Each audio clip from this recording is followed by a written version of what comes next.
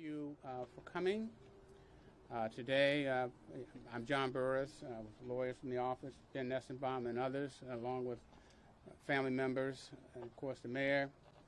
We're here to announce in a very positive way a settlement has taken place involving the Quinto family, $7.5 million. But I will tell you that for this case, that's kind of unimportant, because this is a kind of a celebration to me, and it shows the possibilities that can happen out of a tragedy.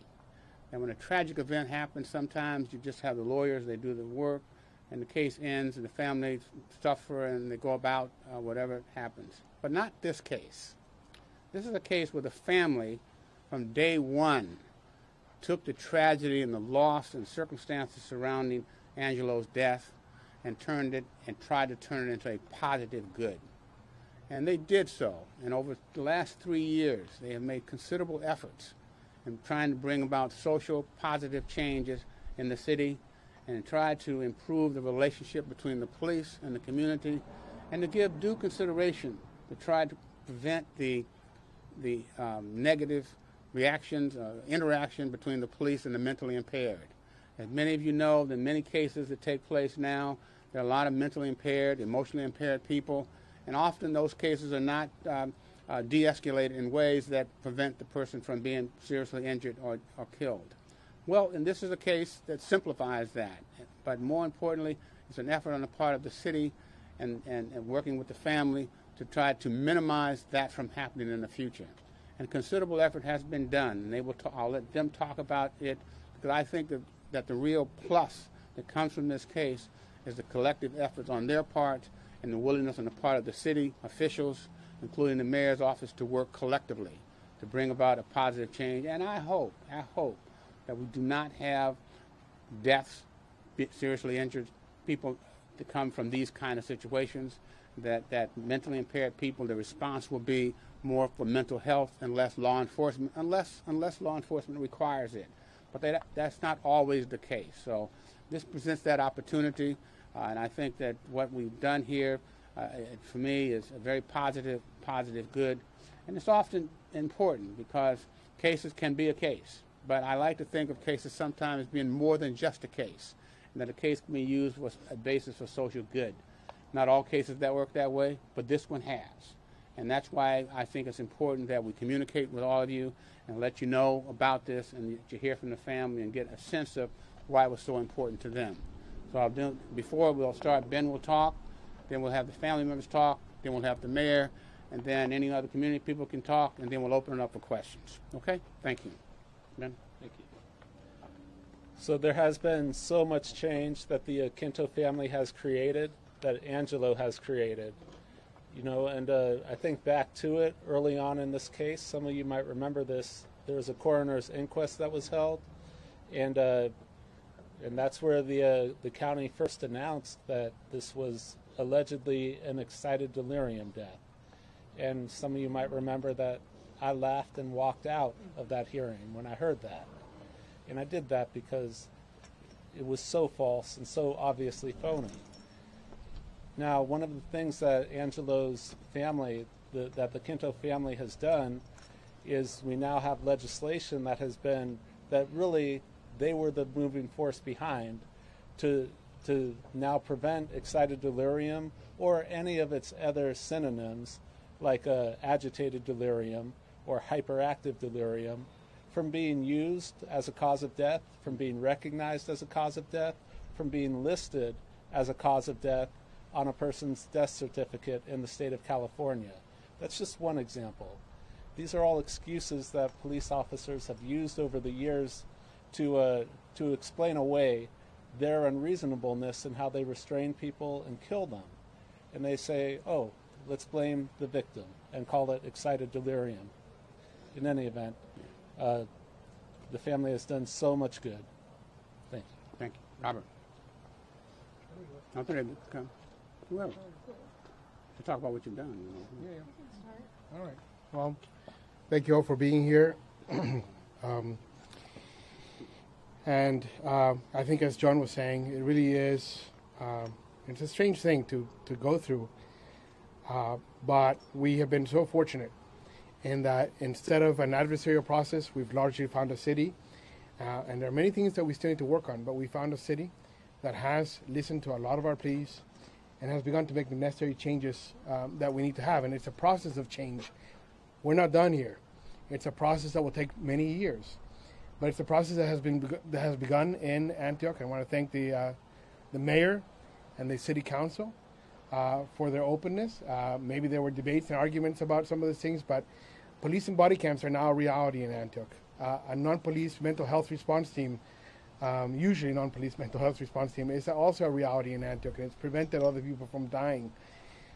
So we moved on from us and our supporters, many supporters. It's not really just us, but to try to effectuate change, not here, but also at the state level. But many of the things began right here in Antioch because we were fortunate that the mayor visited us that same night and showed concern. And we've been able to hopefully tell the story and again, move forward with positive changes that I think we can all agree on, especially once they've passed. It's actually amazing. What was controversial 3 years ago is completely uncontroversial today. Body cams are no longer controversial in Antioch. So again, that partnership has been, when we filed this lawsuit, we thought that the issue was going to be that we would get a consent decree forcing Antioch to make many of the necessary changes. That is no longer necessary because we have now a responsive city government that can help us make those changes without having the court enforce them. Secondarily, we are relying on the lawsuit to get more information, and we have been able to get a lot of information. Things like the pathologist that was conducting the autopsy for the sheriff coroner had a Antioch police detective in the room taking pictures, and those are the official pictures. We learned that through the lawsuit. However, we're done with that aspect of the lawsuit. There's nothing more we can learn from it. And so at this point, it provides us the ability to concentrate on more changes and to put our emotional energy into the continued struggle for better policing for all our community.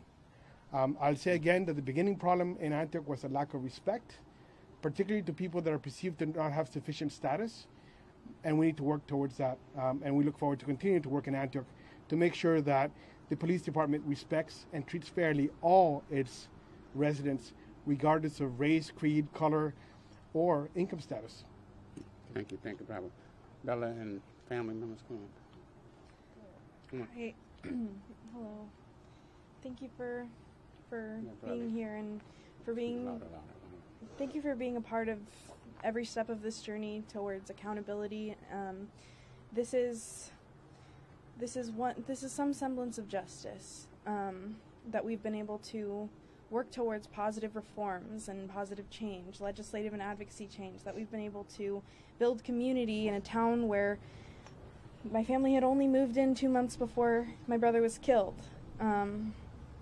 And I think that if my brother couldn't have life, that perhaps this is what he would choose, this impact on other people's lives and other people's legacies, the ability to pave the way towards some justice and accountability for others and recognition.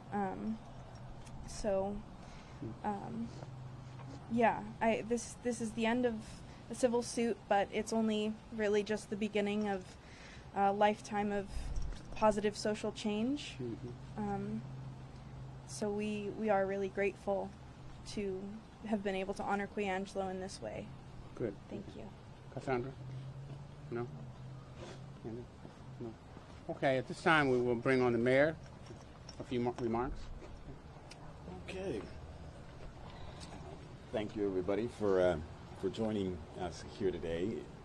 I've almost at a loss for words because I just don't know what to say as it relates to this matter, because since February 18th, the roles mayor in the city of Antioch and the city's responsiveness to particular issues have changed. We were not this city, and what I'm doing here today is an unusual act by any mayor to stand with somebody as we announce the settlement. But the first 30 days of my administration, we had an in-custody death, and then a few weeks later we had another one. And unfortunately, I was left with the impression that this wasn't a big deal. $7.5 million later, and that's never enough to make up for somebody's loved one. We recognized it was a bigger issue than what we understood. Being hauled into the FBI, the district attorney's office, understanding the challenges that were happening in our police department, I think many of us recognized what was happening, is unbelievably amazing to me in terms of the changes that we were able to overcome against such resistance. Before we had body cameras, the city worked tirelessly to ensure that we didn't have body cameras.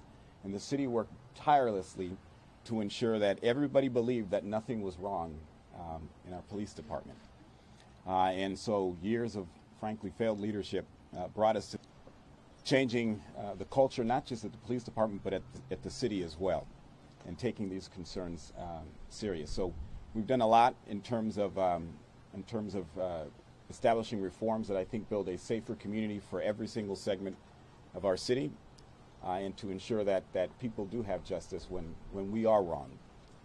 And so I'm delighted that you invited me to be here. And I'll just close by saying this. When you put your arms around a mom who has lost her child, irrespective of how old that child is, it is going to have a profound impact on your life. Cassandra has shaped my entire time as being the mayor of the city of Antioch, and it has come with real consequences, from recalls to a very ugly re-election campaign, all in the name of Angelo Quinto and people who have fallen victim to things that should not have happened in the first place. Thank you. Thank you, Mayor. So, well, pardon me. You hold that. I'll introduce myself as Gigi Crowder, and I'm the Executive Director of NAMI, National Alliance on Mental Illness here in Contra Costa County. And I was here at the first press conference when we all learned of the tragic death of Angelo, and I made promises to the family, which I intend to keep. And so one of those promises is, if we ever experienced an individual who lived with mental illness dying, you know that excessive force is real in this county and across the nation, and there's bias in having a sheriff also be responsible for the reports that comes out of the coroner's office. So at NAMI Contra Costa, we're committed to having fair practices for all. We lost 4 individuals, all men of color, here in this county while I was the executive director, and I get to retire when true justice is done. Yes, $7.5 million is a lot of money, but it's never going to be enough for a family who's lost their loved one. And so we hope that the consequences of our county continuing to pay out these settlements will shift the behaviors of law enforcement, and one way to do that is the separation of the sheriff from the coroner's office. Thank you.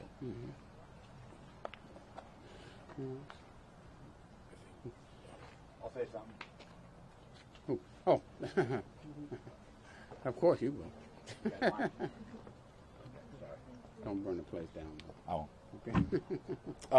I just want to tell the Quinto Collins family here, thank you for doing what John said that you all did by turning your tragedy into something that totally helped our community, when you know that we were out here for 10 years trying to do stuff, and you guys came along and changed our momentum into action and benefited our entire community. And so I'll just tell you that we all appreciate it. I know everyone over here and this community appreciates what you did, and this community loves you. We'll be here for you, and we care for you, and thank you very much. Thank you.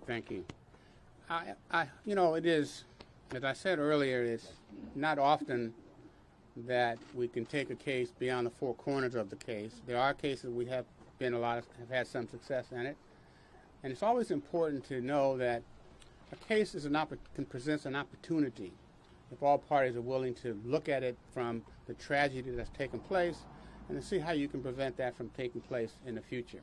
And this case does that, and that's very, very important. I'm talking to NAMBI here. There's been other cases we've had in the county, death cases with mentally impaired people, and we've had some success there as well in terms of those individual cities taking a look at how they handled and treated the mentally impaired. Because, you know, in all the cases I've had, it's always been very offensive to me that when a family calls the medical people for assistance, the police come, and that person winds up dead. And in many of those cases, that did not have to occur. I'm hopeful that given the new mindset that has developed here in this city and some of the other cities around, that we won't have people seeking help, families seeking help, losing their loved ones at a time when a different form of interaction, a less intrusive form, a less aggressive form, could have resolved it differently.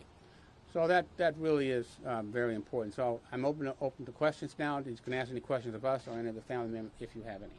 Okay? Yes.